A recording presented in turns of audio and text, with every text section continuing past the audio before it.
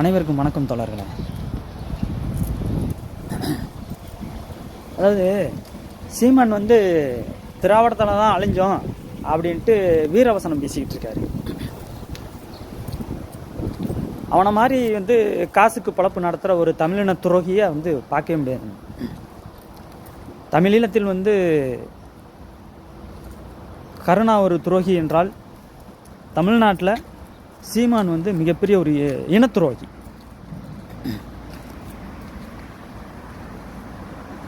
மேதகு தலைவர் பிரபாகரனை சந்தித்த பிறகு தான் நான் திராவிடத்தை எதிர்க்கிறேன், பெரியாரை எதிர்க்கிறேன்னு சொன்னான். எனக்கு அப்போ தான் எனக்கு அறிவு வந்துச்சு அப்படின்ட்டு அந்த பழியை தலைவர் பிரபாகரன் மேலே போட்டான். ஆனால் அதுக்கும் ஒரு முற்றுப்புள்ளி.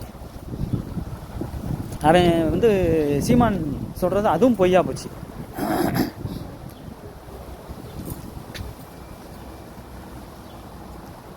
தமிழீழ மக்களால் மாமா கிட்டு என்று அழைக்கப்பட்ட விடுதலை புலிகளின் தளபதி கேர்னல் கிட்டு அவர்கள் சொல்லியிருக்காரு, பேசியிருக்காரு. திராவிடர்கள் மிகப்பெரிய வரலாறு இருக்கு. பெரியாரை பற்றியும் பேசியிருக்காரு. பாருங்க.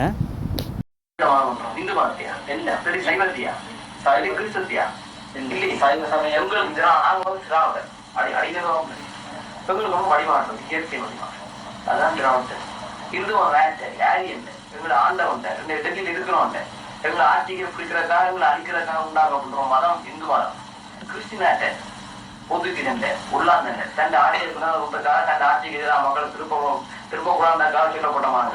இதெல்லாம் அடிமையின் சின்னங்கள். நாங்கள் அங்கே இயற்கிணங்கள் இயக்கங்கள் பழகி போவோம். எங்களை தமிழ்நாட்டை படமாக இப்போது இயக்குறாரு. சூரியனை கும்புறது, தண்ணியை கும்புறது, நெருப்பை கும்புறது, நெருப்பு உப்பு குடைக்கிறது, துணியை உப்பு குடைக்கிறது போயிருக்கு. அதான் உண்மையான வழி வாட்டங்களேன்.